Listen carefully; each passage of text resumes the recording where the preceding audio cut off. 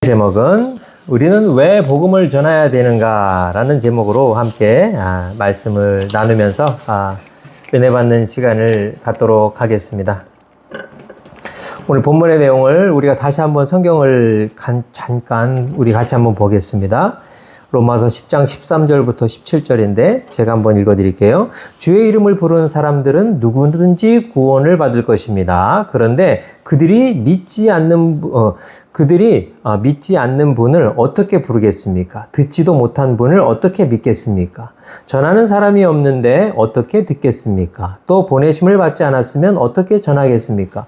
기록되었으되 좋은 소식을 전하는 사람들의 발이 얼마나 아름다운가 라고 한 것과 같습니다. 그러나 그들 모두가 다 복음에 순종한 것은 아닙니다. 이사야는 주여 우리의 전한 것을 누가 믿었습니까? 라고 말했습니다. 그러므로 믿음은 들음에서 나고 들음은 그리스도의 말씀에서 납니다. 할렐루야. 네, 우리가 오늘 함께 이 말씀의 배경을 보면 바울이 우리가 지난주에도 얘기한 것과 같이 하나님께서 인간을 의롭다 하시는 그 기준은 그가 예수 그리스도를 맞아들이느냐, 영접하느냐, 믿느냐. 그러면 예수를 믿는 그것으로 하나님은 그 인간을 의롭다 하시고 그들을 구원하시고 하나님의 뜻 가운데 하나님의 백성으로 맞아들이시고 하나님께서 천국에서 그들과 영원히 함께 하시겠다라고 하시는 그 바울의 믿음에 의한 구원에 대한 복음을 우리가 지난주에 또 계속 우리가 바울의 그 이야기를 들었습니다. 유대인들은 자신들의 혈통으로나 율법을 갖고 있는 것으로 또 이스라엘 사람들은 자신들이 진정한 선지자의 후손으로서 그 사람들은 자신들이 구원받는다고 생각하지만 하나님께서는 전혀 다른 얘기를 바울에게 이야기하셨습니다. 그런 전통이 아닌 율법이 아닌 예수 그리스도를 믿는 믿음으로 우리가 구원받는다. 그렇다면 과연 그 사람들이 어떻게 예수를 믿을 것이냐, 사람들이 어떻게 예수를 믿을 것이냐라는 거에 대한 퀘스천에 대한 바울의 답이 이거예요. 이 세상에서 이 모든 사람들이 주의 이름을 부르면 구원을 받는데 전하는 사람이 없는데 어떻게 그 예수의 이름을 듣고 또 예수님을 전하는 사람이 없는데 어떻게 믿을 것이냐라는 거에 대해서 이야기를 하면서 구약에도 나와 있는 것처럼 복음을 전하는 사람의 발이 얼마나 아름다운가, 이 복음을 전하는 행위가 얼마나 하나님 보시기에 아름답고 소중한 것인가라는 것을 우리에게 다시 한번 일깨워주는 말씀이 오늘 본문의 내용이라는 것입니다. 여러분들이 복음을 전해보셔서 아셨을 거예요. 여러분들이 예수님을 전하고 이렇게 같이 함께 교회 가자 그러면 다들 좋아서 기뻐하고 따라오죠.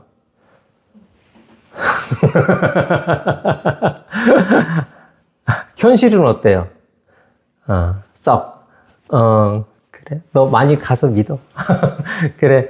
너나 믿어. 그러는 게 상당히 좀 흔하죠. 그런 일들이. 그래서 한번 왜 사람들은 이 좋은 복음을 전하는데 왜 이 복음을 쉽게 믿고 쉽게 받아들이지 않고 예수를 쉽게 영접하지 않을까라는 여러분들 생각을 해본 적이 있으실 거예요. 그죠?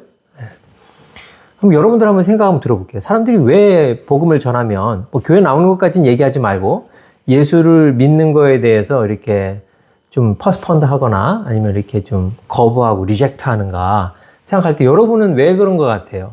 우리 주아빠가 생각에는 복음을 거부하는 이유가 뭘 것 같아요? 저는 한국 마인드가 그런지 모르겠는데 저도 그랬던 것 같아요. 좀 복음을 전하는 사람들한테서 약간 종교자는 종교에 있는 기이한 자 혹은 그런 예수의 말씀을 전하는 자들은 윤리적으로 좀 뭔가 이렇게 완벽해야 되는 뛰어나야 되는데 예전에 그런 생각을 가지고 있었는데 그렇지 않더라. 실제로 주변에서 이 친구는 내가 잘 아는 친구인데 얘는 그렇지 않는다. 그렇지. 그런 말을 하면 그렇죠. 그렇게 공감이 가요. 저도 그런 케이스가 있고. 찬이 생각은 어떤 것 같아요? 과학적으로 증명이 안 된다는 음, 큰 것 같아요. 과학적으로. 그치. 그래서 과학적으로 증명이 안 돼서 사람들이 거부하는 것 같다 생각하는 거예요. 그런 것도 많아요. 제가 보기에는 이제 학생으로서 대학까지 나나 그런 애들이 말이 안 된다는. doesn't make sense. 오케이. 한이도 제가 생각하기에는 선입견이 있고 변하기가 싫어서 변하기가 싫어서 center oriented. 오케이. 사모님은 비슷한 것 같아요. 뭐 천국과 지옥이 있다고 해도 종교 어딨어 막 이렇게 믿지 못하는 그런 마음들도 있을 것 같기도 하고요. 그렇죠. 그리고 이제 그 하나님을 믿으면 우리의 삶에서 그게 많이 보여져야 되는데 그러지 못한 부분들도 많이 있으니까 그냥 안 믿어도 착하게 살면 되지. 맞죠. 그런 분들도 많이 있어요. 예, 착하게 살면 된다는 거. 저도 주아빠랑 비슷한 경험을 많이 했어요. 예수는 안 믿다 믿었으니까. 고등학교 때 저는 좀 미션 스쿨을 다녔거든요. 근데 그러면 이제 아침에 이제 기도 시간이 있어요. 뭐 간단한 예배 시간 같은 게 있는데 각 반마다 그래서 종교부장이라는 친구들이 있는데 그 종교부장이 나와서 이렇게 뭐 성경도 읽고 같이 뭐 기도도 하고 인도하는 그런 친구가 있었어요. 그럼 예배 시간에. 그럼 이제 교회 이렇게 학교 모니터를 통해서 목사님이 설교하고 그 친구가 이제 기도랑 그런 걸 인도하고 그러는 거였는데 그 친구가 시험 시간만 되면 그렇게 나를 찔러요. 좀 보여달라고. 내가 잘했다고 자랑하는 게 아니에요. 내가 이렇게 뭐 몇 가지 과목을 되게 잘했는데 그 시간만 되면 나한테 자꾸 막 보여달라고 그러는 거야. 그러니까 보면 나 속으로 뭐 그 친구한테 대놓고는 얘기 못했지만 저 예수 믿는다는 사람들이 이렇구나. 겉으로는 바르게 착하게 산다고 하면서 이게 너무 이중적이고 가식적이게 느껴지는 선입관이 확 그 친구 때문에 많이 생겼던 적이 있었어요. 그래서 그런 것도 있고 또 저도 예수를 안 믿던 사람이었고 이제 한국 사람이었기 때문에 제가 생각했을 때는 우리나라와 종교적으로 문화적으로 맞지 않다라는 생각을 했었어요. 왜냐면 그건 사막의 신이고 우리는 우리의 고유의 신 당군도 있고 또 수입했지만 토착화된 석가도 있고 그래서 여러 가지 어떤 우리의 동양적인 사상하고는 안 맞지 않나라는 또 종교 문화적인 것도 있고 또 아까 우리 하은이가 저한테 얘기한 것처럼 내가 하나님을 믿고 하나님의 종으로 살아야 된다는 것이 어떻게 보면 나의 어떠한 의지적인 어떤 주권을 내려야 되는 어떤 심각한 도전으로 받아들여지는 거예요. 그래서 내가 자주적인 사람이고 자율성을 갖고 있는 사람인데 내가 왜 의존적으로 살아야 되며 종속돼서 살아야 되는가라는 어떤 강한 부담감 그리고 이렇게 천국에 대한 그런 거는 진짜 뭐 딴 나라 얘기처럼 들려지는 거죠. 그래서 누군가가 내가 복음을 전해서 복음을 받아들이고 믿는다라는 건 어떻게 보면 그 자체가 기적인 것 같아요. 뭐 다른 거 막 세상이 변하고 막 기적이 막 죽은 사람이 일어나고가 아니라 그렇게 나 중심적인 생각으로 똘똘 뭉쳐있던 사람이 예수를 믿게 된다라는 그 자체가 이 천지가 개벽하는 것 같은 동일한 어떤 기적의 한 현장이 아닐까. 그래서 저와 여러분은 어떻게 보면 이 기적의 증인들 중에 하나예요. 기적의 증인들. 제가 그래서 챗 GPT에게 요즘엔 챗 GPT 안 써요. 여기 좀 분위기가 이상해요. 그래서 안 쓰고 새로운 AI로 갈아탔습니다. 그래서 물어봤어요. 요즘 젊은 분들이 왜 예수님을 안 믿는 것 같냐? 그거에 대해서 정리한 것 좀 찾아줘. 그랬더니 이 친구가 내가 이걸 정리하려 했으면 한 2박 3일 아니야. 2박 3일이 뭐야? 몇 년 걸렸을 거예요. 근데 이 친구가 이 설문한 것서부터 사람들 연구한 것까지 쫙 찾아가지고 왜 사람들이 예수 안 믿는지 쫙 정리해서 갖고 왔어요. 그래서 내가 정리했다 그러면 여러분들이 좀 안 믿을 것 같아서 AI가 했다 그러면 다들 잘 믿더라고. 그래서 했더니 첫 번째가 뭐냐? 진리 상대주의와 개인주의래요. 그래서 말을 좀 어렵긴 한데 뭐냐면은 옛날에는 절대 진리가 통했어요. 그죠? 하나님이라는 절대적인 진리자. 왜냐면 천지를 창조하신 게 하나님이었잖아요. 그죠?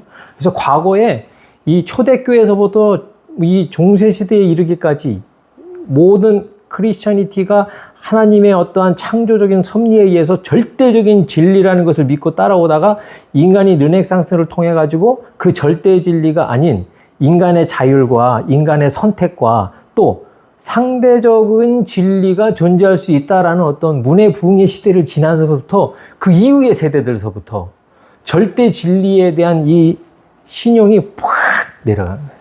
그래서 누군가 절대적인 걸 얘기하면 사람들은요 소름 끼쳐요. 상당히 이걸 거부해요. 이 세상에 절대적인 건 없다라고 생각합니다. 그래서 우리가 어벤져스 같은 걸 보고 열광하는 것도 그거예요. 타노스가 절대적으로 이 우주에 대한 평화와 균형을 잡으려고 딱 이 모든 우주에 있는 모든 생명체의 50%를 해결해야 된다라는 절대적인 어떤 그런 가치를 가지고 딱 이 어벤져스들이 모이잖아요. 상대적으로 그건 절대적인 건 옳지 않다. 우리가 다양성을 가지고 다양한 사람들이 다양한 방법으로 문제를 해결할 수 있다라고 해서 이 절대적인 진리에 대해서 대항하는 상대적인 여러 다원주의적인 주체들이 그 절대적인 것을 깨부수는 걸 우리는 보고 열광하잖아요. 그죠? 그래서 저는 그거 보면서 이 배경에 깔려 있는 것은 어떻게 보면 상당히 인본주의적이구나라는 생각을 했어요. 뭐 그게 뭐 하나님이 이거를 했다는 얘기가 아니라 근데 오늘날 사람들이 하나님은 창조주이시고 하나님은 나중에 이 땅과 이 세상을 심판하실 것이다 라는 이 전제, 하나님이 절대적으로 이 우주와 만물을 통치하시고 다스리신다라는 이 전제 자체가 이 사람들에게 부담스럽고 힘든 거예요. 내가 그 부분을 믿고 싶지 않은 거야.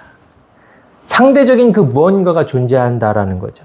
절대적인 것만이 이 세상에 존재한다라고 한다면 사람들은 그 자체만으로도 되게 이렇게 위압감을 느끼고 그래서 그거를 부정하고 배격하려는 사상이 팽배해 있다. 이게 좀 보편적으로 있다. 그리고 요즘에 또 사람들이 예수를 안 믿는 게 뭐냐라는 게 했더니 정보 과잉이래요. 정보 과잉. 정보 과잉이 뭐냐? 뭐 여러 다양한 거예요. 뭐 아까도 우리가 잠깐 얘기했지만 요즘에 뭐 교회나 신자들에 대한 사건 사고들이 참 많잖아요. 그죠? 한국에도 뭐 교회에서 한국의 세습 문제, 여러분 잘 모르실 거예요. 한국에 어떤 목회자가 단독으로 개척을 해서 교회가 3,000명 이상 크게 부흥한 교회가 그 아들에게 그 교회를 물려주는 거야. 아들 목사한테 연계하는 거. 이 세습이 거의 관행이래요. 거의 관행. 당신이 개척한 교회. 그러니까 한국말로, 그러니까 우리가 세상으로 치면 내가 개업한 집이야. 이거 내가 개업해서 이렇게 일으킨 기업이야. 그래서 이걸 내가 아들한테 물려주듯이 자기가 교회를 개척해서 그 자기가 개척한 교회니까 자연스럽게 자기 아들 목사면은 그 사람한테 물려주는. 뭐 큰 교회에서부터 중형교회. 조그만 교회들은 안 해요. 왜냐면 조그만 교회들은 그걸 물려줘봤자 빚만 되거든. 힘만 되니까 조그만 교회들은 안 하는데 웬만큼 사이즈가 되고 규모가 되는 교회들은 세습하라고 그러네. 그게 맨날 뉴스에 나오는 거야. 그 뉴스 나오고. 그래서 뭐 목회자의 어떤 도덕적, 성적인 추행, 뭐 물질적인 뭐 그런 것들. 그런 것들이 막 정보들이 막 넘쳐나니까 야, 세상에 예수님 믿는다는 사람들이 저렇게 못된 짓 많이 하고 또 한국은 또 정말 치명적인 게 뭐였냐면 옛날에 대통령 중에 한 명이 교회 장로님이었어요. 그분이 근데 많은 비리와 행령을 저지르시고 저희 큰 집에 가서 보리밥과 콩밥을 드시다가 나오셨단 말이야. 그러니까 이게 예수님을 안 믿는 사람들 입장에서 예수 믿으라 그러면 그게 어떻게 들려지겠어요? 야, 그러니까 나도 콩밥 먹은 그분과 같은 그런 사람의 한 부류로 들어가라는 얘기야? 뭐 극단적으로 얘기하자면 그렇게 들릴 수가 있는 거죠. 그러니까 이런 어떤 넘쳐나는 부정적인 어떤 교회와 또 성도들의 신앙에 대한 어떤 부정적인 이미지들이 아예 그냥 근본적으로 이 교회나 신앙에 대해서 관심 가는 거를 꺼리게 하는 그런 부정적인 영향을 끼치게 된다는 거죠. 또 세 번째는 이 교회에 대한 안 좋은 경험들. 여러분 그 밀레니얼하고 그 MZ 세대들은 부모님들의 신앙에 의하여서 교회에 끌려갔던 세대들이 참 많습니다. 그래서 엄마가 아빠가 교회 가면서 애들을 데려가는 거예요. 내가 믿음이 있어서 가는 게 아니라 부모님이 믿으니까 가는 거지. 그러고 보니까 찬이와 하은이도 부모님에 의해서 억지로 태어나 보니까 아빠가 목사야. 엄마가 사모야. 그러니까 그냥 자동으로 그냥 교회에 가야 되는, 신앙을 가져야 되는. 그래서 내가 왜 예수를 믿어야 되지? 라는 생각보다 그냥 누군가에 의해서 이렇게 타인에 의하여서 의도된 그런 신앙을 갖고 있었던 사람들이 교회에서 안 좋은 경험을 했던 이제 게 있는 거예요. 그래서 그래도 찬이와 하은이는 너무 좋은 케이스인 게 개인적으로 예수님을 만나고 하나님과 동행하는 길 같지만 그런 개인적인 어떤 하나님과 교제를 갖지 못했던 그런 뭐 교회 뭐 장로님이나 목사님들의 자녀들이 신앙을 저버리고 떠난 경우도 좀 많이 봤어요. 많이 봤어요. 오히려 더 안 좋게 된 경우도 봤어요. 그걸 보면서 어떻게 보면 참 예수 믿기가 정말 어려운 시대가 이 시대가 아닌가. 그렇죠? 여러분, 그 사람들은 되게 영적인 존재예요. 근데 이런 영적인 외로움과 공허함을 요즘엔 유튜브로 채워요. 그래서 유튜브에도 여러분 그 되게 영적인 컨텐츠들이 되게 많아요. 그래서 뭐 마음을 편안하게 해주는 뭐 음악 해가지고 그게 24시간 계속 나오는 거야. 그걸만 딱 해놓으면. 그럼 거기서 보면 이제 뭐 이렇게 푸르가 도로 뭐 이런 음악만 나오면서 그냥 마음만 듣고 있어도 속이 편안해지는 것 같은 그러한 뭐 음악서부터 또 여러분 그 요즘에 그 심리학적인 그러한 그 컨텐츠들도 유튜브에 되게 많아요. 그래서 뭐 당신의 뭐 마음속에 외로움이 주는 뭐 몇 가지 뭐 이유 해갖고 이걸 극복하는 뭐 해가지고 막 나레이션이 막 들으면은 이 얘기만 다 듣고 있으면은 나는 이제 우울증이 극복해가지고 막 정상적인 막 그런 생활을 할 수 있을 것 같아. 그래서 그 사람들이 더 이상 내가 영적으로 누군가 하나님 앞에 내가 뭔가 필요하고 뭐 영적인 존재로서 하나님이 필요한 이런 거를 느끼기 전에 그냥 사람들이 다른 걸로 대체할 수 있는 대체제들이 넘쳐나게 된다라는 거죠. 그러다 보니까 예수 믿기가 점점 힘들어지는 시대가 되지 않았는가. 근데 이것에 대해서 하나님이 예언을 하셨어요.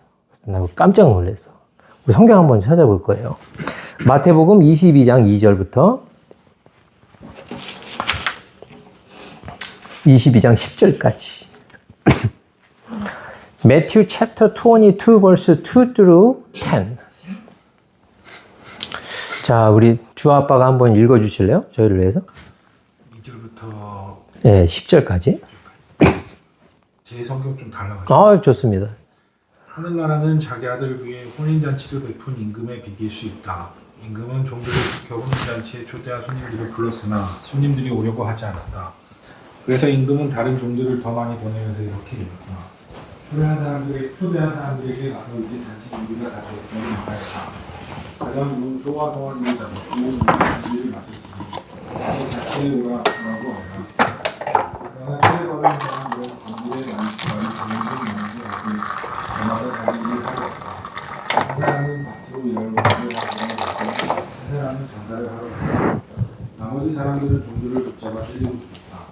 임금은 왜 화가 나서 군대를 보내는 종들이 죽인 사람들을 죽이고 그들의 성을 모두를 죽였다. 그러고 나서 종들은 이렇게 못한다. 혼인잔치는 유기였다. 내가 앞서 초대했던 사람들은 내 잔치에 올 자격이 없는 사람들이다. 그러니 너희는 내거리로 나가서 아무나 만나는 대로 정하되 잔치에 오라고 하여라. 그래서 종들은 거리로 나가서 눈에 띄는 대로 사람들을 모았다.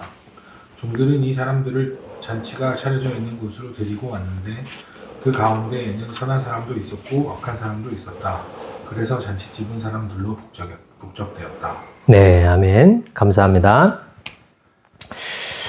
이 본문의 내용을 보면 그 스토리라인이 어떤 거예요? 하나님이 천국 잔치를 베푸셔서 사람들을 천국으로 초대하는 그런 어떤 그 패러볼, 그 비유적인 내용이에요. 그죠? 그것이 이제 결혼식의 어떤 그런 하객들을 이제 뱅크잇을 사람들을 이렇게 초대했던 거랑 비슷하게 나오는데 거기에 보면 사람이 첫 번째 하나님이 이렇게 초대장의 목록을 만드셨던 것 같아.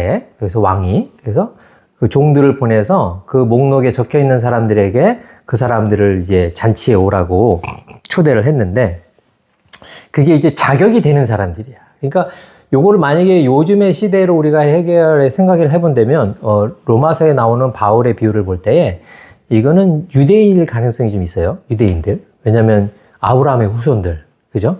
그래서 유대인들이 그래서 예수님이 사실 오신 것도 어디에 왔어요?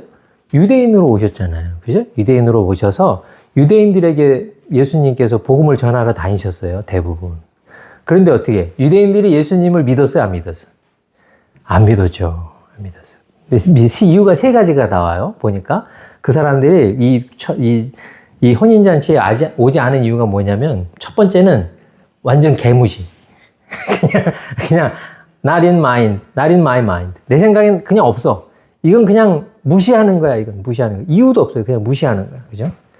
두 번째는, 자신의 어떤 이유와 경제적인 이유 때문에. 그죠? 자기는 뭐 해야 돼? 밭에 나가봐야 돼. 밭에 나가서 막 내가 이 경작을 해야 돼. 내가 할 걸 해야 돼, 이거. 이거 해서 나 먹고 살아야 돼. 그래서 두 번째는 장사를 하러 가야 된대, 장사. 내 물건을 팔아가지고 내가 원하는 어떤 금전적인 수익을 얻어가지고 내가 내 새끼들도 먹여 살리고 또 나도 내가 하고 싶은 거 하고. 그래서 경제적인 나 중심적인 이유 때문에 지금 이 결혼식에 가는 걸 거절을 해요. 세 번째는 뭐예요? 증오와 멸시. 자기를 초대한 이 하나님, 이 왕에 대해서 싫어하는 큰 반감을 갖고 있는 거예요. 그래서 너무 이 왕이 싫다 보니까 이 왕이 보낸 이 종이 너무 미운 거야. 그래서 그 종을 죽여버려요. 그러니까 이러한 이유들을 통해서 그 왕이 내린 결단이 뭐예요?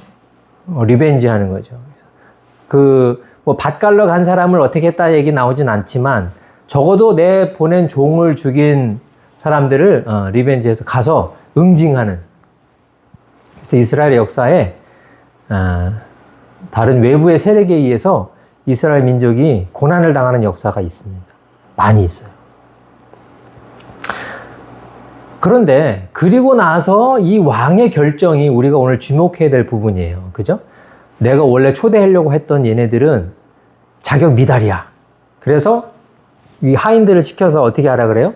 사거리에 나가라 그래요. 그냥 동네 길에 아무나 나가서. 그래서 복음을, 이 좋은 소식을, 초대장을 누구에게 주라고? 아무에게나 주라고 그래요. 아무에게나. 그냥 누구든지. 뭐 얘가 착한 놈인지 나쁜 놈인지 따질 것도 없어. 그냥 아무에게나 그 초대장을 주라 그래요. 그죠?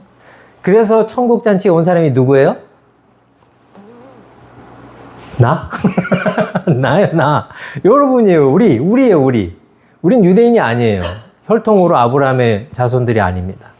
하지만 아브라함의 믿음의 후손이죠. 그죠? 아브라함이 갖고 있는 그 믿음을 우리도 믿고 이제 하나님의 자녀가 돼서 천국의 잔치에 초대받은 사람이에요. 그 이후에 뭐 예복을 입었냐 안 입었냐 이 이슈는 오늘 다루지 않겠어요. 근데 오늘 중요한 건 뭐냐면 아무에게나 복음을 전했는데 그 중에서 믿는 사람들이 있었다라는 거예요. 하나님이 선택한 사람들이 믿은 게 아니라 복음을 아무에게나 전했더니 믿었던 아무애가 누구야? 그게 나라는 거지. 여기에 복음의 신비와 능력이 있어요. 그런데 하나님께서 누구를 의롭다라고 하시는 거예요? 초대받아서 그 천국잔치에 초대받을 자격이 있는 사람을 의롭다고 하지 않으세요, 하나님은. 뭐라 그러셨어요? 그 사람은 자격이 없다라고 하세요. 오지 않았기 때문에. 그런데 온 사람들은 그 잔치에 들어갈 자격이 된 거예요. 왜? 왔기 때문에. 다른 이유가 아니에요. 잘나서, 똑똑해서, 예뻐서, 뭐, 그게 아니야. 그냥 천국잔치가 있다라는 그 초대에 응했다는 그 자체만으로도 하나님이 보시기에는 참 의롭다, 참 착하다, 이렇게 생각하시는 거예요. 제가 로이를 보면서 내가 이렇게, 저에게 개인적으로는 이건 새로운 세계예요. 왜냐면 전 아들이 셋이 있었지만 딸이 없었잖아요. 딸이 없었는데, 물론 이제 로이랑 엄마 아빠는 아이를 키우면서 하루 종일 같이 있으니까 그거에 대한 느낌이 이렇게 나처럼은 아닐 거야. 근데 저는 로이를 한 달에 한 번, 두 달에 한 번 이렇게 보거든요. 그러면 볼 때마다 달라져요. 볼 때마다 달라져요. 전에는 솔직히 노이가 어떤 존재였냐면 저한테는 그냥 우리 아들과 며느리를 닮은 예쁜 아기. 왜냐? 나랑 로이하고는 뭘 할 수 있어요? 교감을 할 수가 없어요. 언어를 통해 가지고 어떤 거를 교감할 수는 없어요. 그냥 로이가 하면은 그냥 가서 해주면 로이가 좋으면은 하고 싫으면 하고 이게 다였어요. 근데 이번에 왔을 때는 로이가 저를 부르는 거예요. 하우비 이러는 거예요. 하우비 그러는 거예요. 그러면서 나한테 와서 다 안기는 거예요. 의미가 완전 달라지는 거예요. 이거는 의미가 너무 달라요. 그냥 나라는 존재를 인식하는 존재로 내가 로이를 받아들인다라는 거. 그리고 그 로이가 나를 부르고 내가 누군지를 알고 나와 교감하려고 하고 자기가 원하는 거를 나랑 하려고 하고. 아침에도 가면은 이제 저는 이제 가급적이면 제 오피스를 피해 다녀요. 왜냐면 거기 항상 그 노예가 한 명 붙잡혀 있어. 로이가 그 클레이로 이걸 놀아야 되는데 혼자 안 놀더라고. 꼭 누구를 하나 앉혀놓고 놀아요. 보면은 주로 준이가 누워있거나, 찬이 엄마가 앉아있거나, 아니면 잠깐 찬이나 이제 하은이가 거기 앉아서 놀아주는데, 거기 앉아서 계속 그걸 봐야 되거든요. 저한테는 되게 힘든 일이에요. 근데 오늘 아침에 제가 이렇게 말씀 준비하면서 이렇게 컴퓨터 앉아있는데, 갑자기 하은이가 당근을 쓸으려고 나갔어. 로이를 보다가. 근데 하은이가 딱 나가자마자 로이가 나인데 딱 보더니 하비 일로 와. 응? 거기서 제가 앉아있는데 찬이가 저를 구원해줬죠.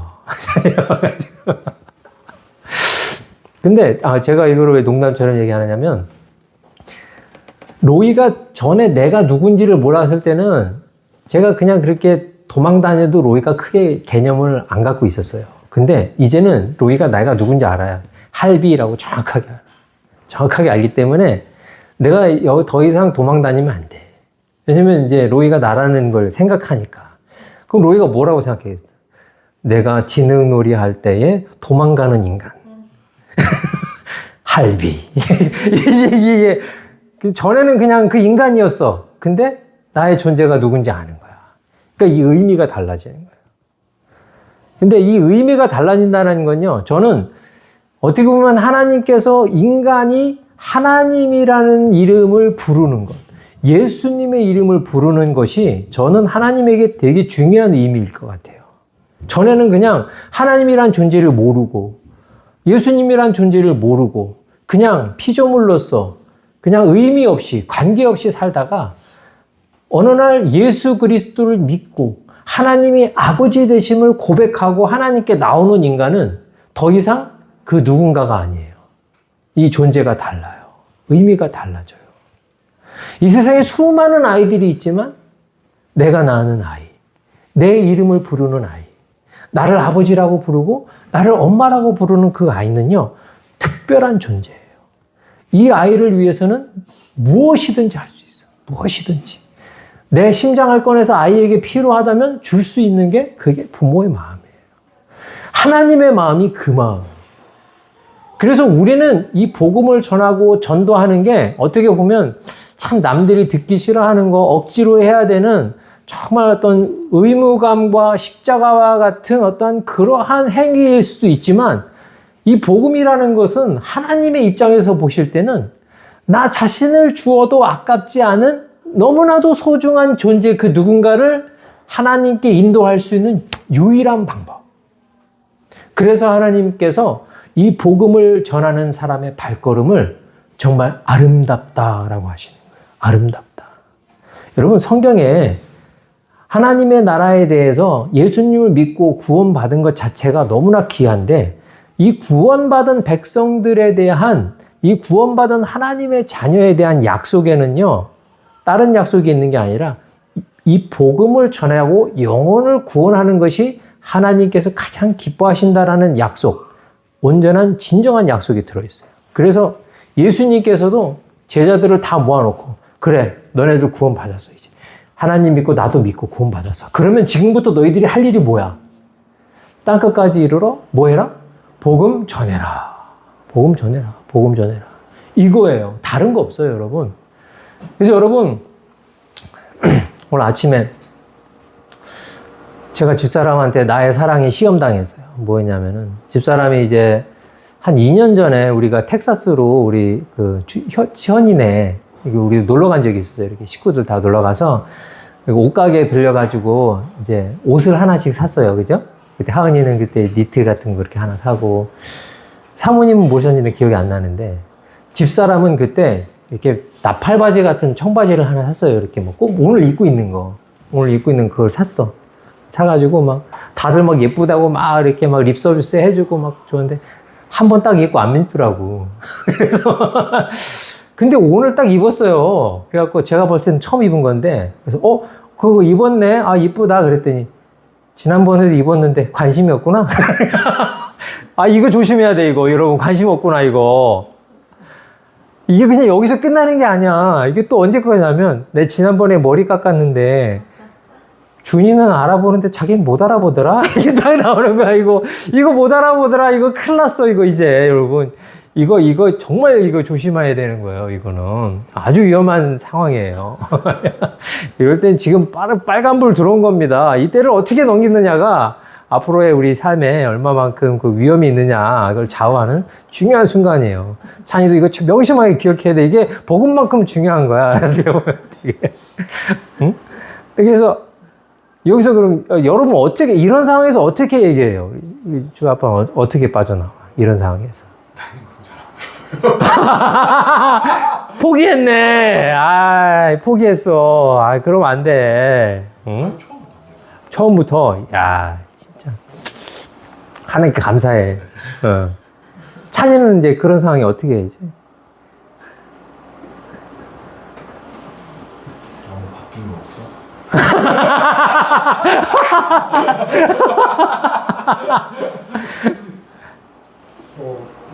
바지 같은 처음 입어봤다. 머리를 했다든지 뭐. 너도 그럼, 모르게 오늘따라 머리 컬을 줬어. 너는 몰라. 찬이도 위험해. 저 생각이 저렇게 어리버리한 거 보면 잘 캐치하는 것 같아. 하은이가 볼 땐 어떤 것 같아? 잘 캐치해요. 그래? 몇 점? 95점? 오, 야, 역시 아빠보다 낫다, 네가. 사모님은 어때요? 우리 엄목사님이 그 잘 캐치해요? 이분처럼 막 이렇게 좀 이상할 때 왜 이게 이상해요? 시원하게 잘 어울리는데. 사모님 되게 자신감 있어 보이고 좋아요. 네. 하정우 스타일이야. 되게 오래 보이지.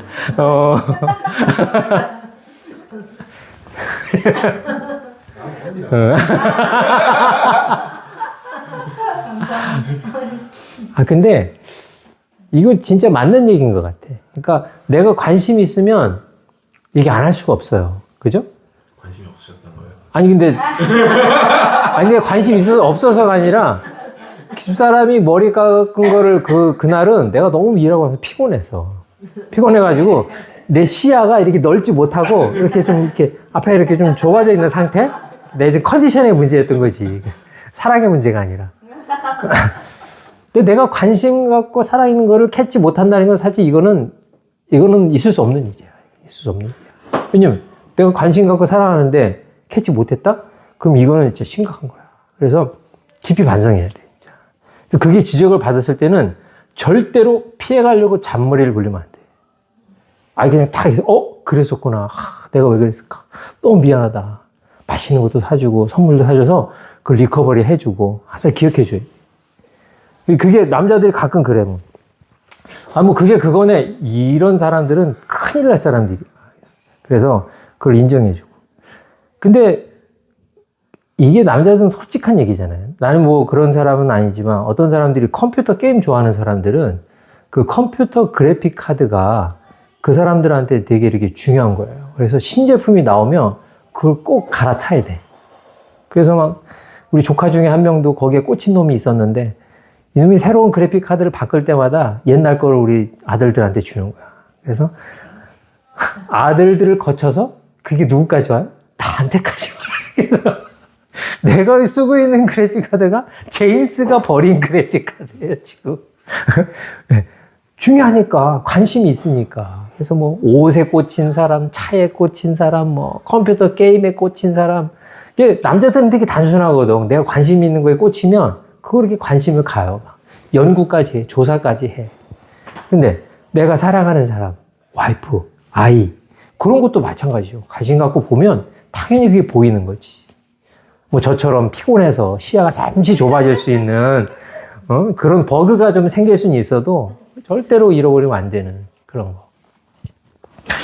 근데 우리가 하나님을 사랑하는 사랑도 저는 이런 사랑이었으면 좋겠어요. 그냥 내가 너무 하나님 좋아서.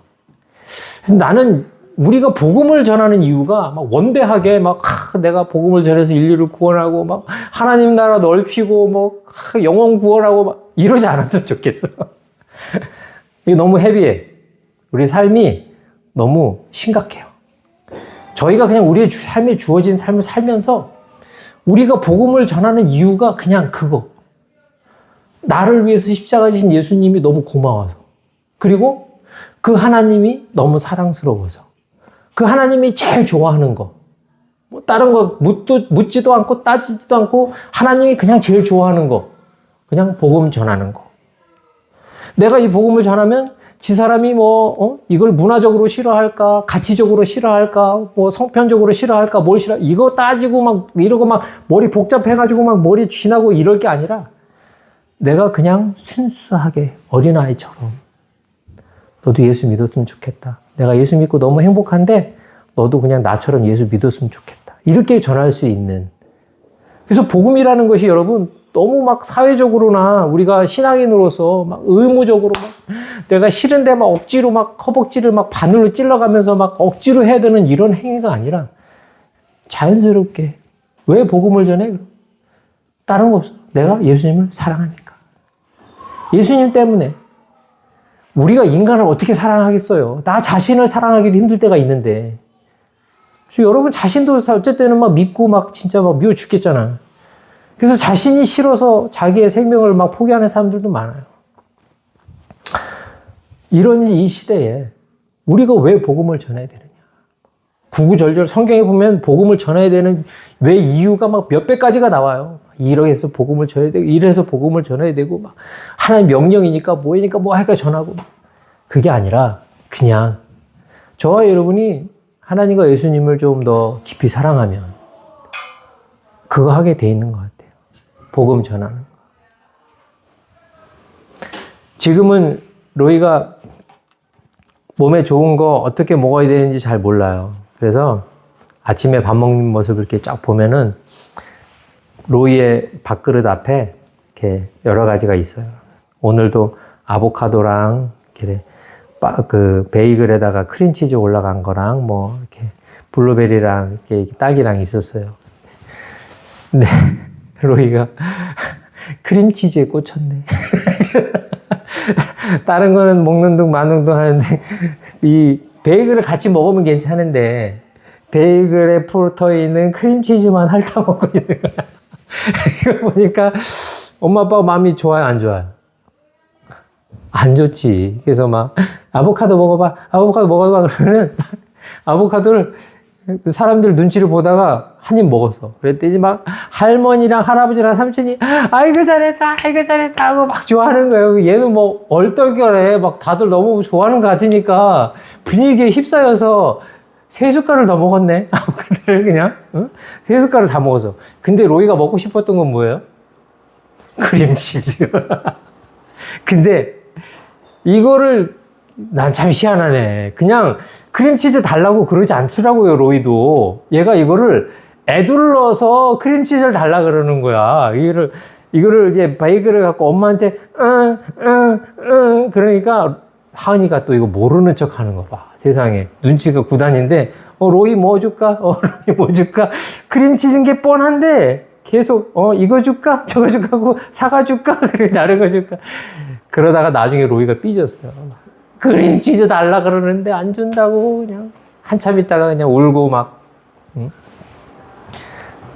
우리는 로이가 뭐를 좋아하는 로이한테 좋은지 우리는 알아요. 그죠? 그래서 그걸 먹이고 싶어 해. 그렇게 했으면 그게 좋을 것 같아. 근데 예, 정작 로이는 아직 그거에 대한 관심이 없어요. 근데 어떻게 보면 이게 하나님이 보실 때 우리의 모습하고 너무 비슷할 것 같아요. 하나님은 우리가 복음 전하는 삶이 얼마나 우리에게 유익인지 너무나 잘 아실 거야. 너무나 잘 아실 거예요. 왜냐하면 여러분, 우리가 복음을 전해서 한 영혼이 하나님께 돌아온다라는 것은 하늘에서 이 우주의 모든 만물들이 하나님 앞에 돌아온 것 같은 동일한 기쁨, 우주가 구원받는 듯한 그러한 기쁨이 천국에 있다라고 우리에게 말씀하고 계시거든요.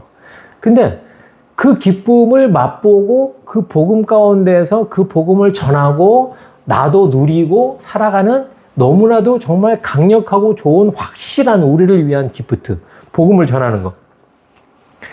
근데 우리는 정작 어떻게 해요? 이 복음을 전하고 이 복음을 우리가 섭취하고 살아가는 것 삶보다 우리가 원하는 위주의 신앙생활을 많이 하려고 해요. 그래서 제가 그걸 싫어하고 나빠한다고 얘기하는 게 아니라 예배 자체를 즐기는 그리스도인들도 많아요. 예배 자체를. 그 예배가, 여러분 예배의 궁극적인 목적은 뭐예요? 하나님을 영화롭게 하는 거예요. 그죠? 예배를 통해서. 하나님을 영화롭게 하는 거예요. 그래서 월십, 하나님을 월십 서비스라고 그러죠. 하나님은 영화롭고 높으신 분이십니다 라는 것을 선포하고 그 하나님 앞에 경배하는 게 예배의 핵심이잖아요. 그러면 하나님의 가장 영화롭게 하는 그 핵심은 뭐냐? 하나님이 제일 기뻐하는 거예요. 하나님이 기뻐하는 거의 핵심은 뭐냐? 사실 복음 전하는 거예요. 잘하고 못하고의 문제가 아니에요. 그냥 하나님을 사랑하니까 복음을 전하는 거. 근데 사실 그게 우리에게 가장 유익한 거니까. 그래서 여러분,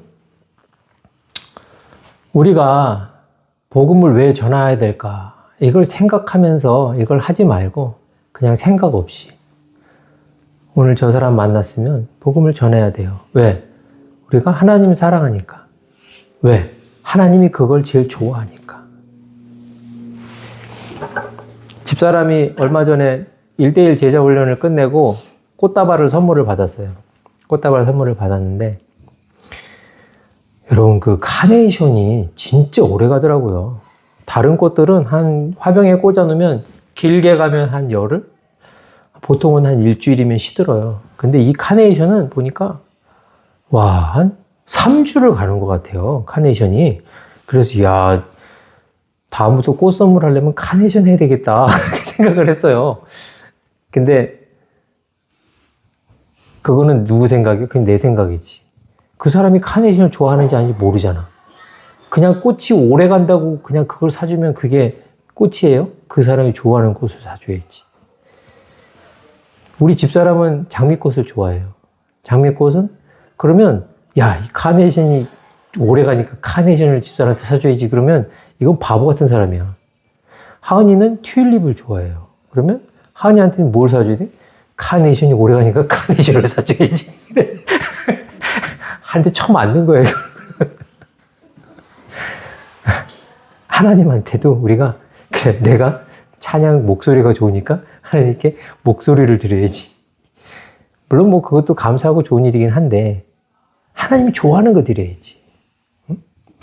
하나님 좋아하시는 게 잃어버린 영혼 구하는 거니까. 나는 찬양하는 거 좋아하고 나는 설교 듣는 거 좋아하고 나는 기도하는 거 좋아하고 나는 이런 거 하는 거 좋아하지만 내가 좋아하는 거 내려놓고 하나님이 좋아하는 거 해드려야 되겠다. 그래서 복음을 전하는 저와 여러분 됐으면 합니다. 그래서 하나님이 기뻐하시는 걸 보고 우리는 더 기뻐하고 그래서 하나님이 우리를 더 많이 축복하시고 우리는 더 많이 감사하고 그러한 삶으로 우리의 삶이 무르익는 그런 삶이 저와 여러분의 삶이 될 수 있기를 예수님의 이름으로 축원드립니다. 기도하겠습니다. 은혜와 사랑이 많으신 하나님 감사합니다. 오늘날 사람들은 복음을 복음을 듣는 것을 되게 불쾌하게 생각하는 사람도 있습니다. 싫어하는 사람도 있습니다. 하지만 그 중에 하나님의 잃어버린 영혼이 아직도 있습니다. 그래서 하나님 오늘도 우리에게 정말 복음을 전하는 사람의 발이 이 세상에서 가장 아름답다라고 우리에게 말씀하시고 계십니다. 우리가 이 세상에 복음을 전해야 되는 수만 가지 이유가 있지만 우리가 진정으로 복음을 전하는 가장 중요한 이유는 나를 구원하신 예수님이 너무나 감사해서 그 예수님을 보내주신 하나님이 너무나 사랑스러워서 하나님이 기뻐하시는 일, 복음 전하는 일이기 때문에 그 일을 할 수 있는 저와 우리 모든 성도님들이 될 수 있도록 축복하여 주시옵소서. 이렇게 하면 저 사람들이 불편해하지 않을까, 좋아할까, 싫어할까 때문에 주저했었던 저희들을 용서해 주시고 하나님, 우리가 하나님 앞에 온전한 모습으로 선한 마음을 가지고 진실한 마음으로 그들에게 삶으로 또 입으로 복음을 전할 때에 잃어버린 영혼들이 주님께 돌아와 하나님이 기뻐하시는 일들이 넘쳐날 수 있도록 축복하여 주시옵소서. 오늘도 하나님께서 우리에게 복음을 먼저 허락하시고 복음을 전할 수 있는 은혜를 주신 하나님께 감사드리며 우리 원하신 예수님의 이름으로 기도드렸습니다. 아멘. 지금은 우리 주 예수 그리스도의 십자가의 은혜와 하나님 아버지의 그 크신 사랑하심과 성령님의 내조하시고 교통하심의 역사가 우리가 복음을 전해야 되는 이유, 하나님을 사랑하기 때문에 그 마음 때문에 우리 삶 가운데서 복음을 이야기하기를 주저하지 않고 담대하게 복음을 증거하고 이야기할 수 있는 모든 그런 마음의 결심을 갖고 있는 개인들과 가정과 공동체 가운데 지금부터 영원히 함께 하시기를 예수님의 이름으로 축원드리옵나이다. 아멘. 우리 하나님께 감사의 박수 드리겠습니다.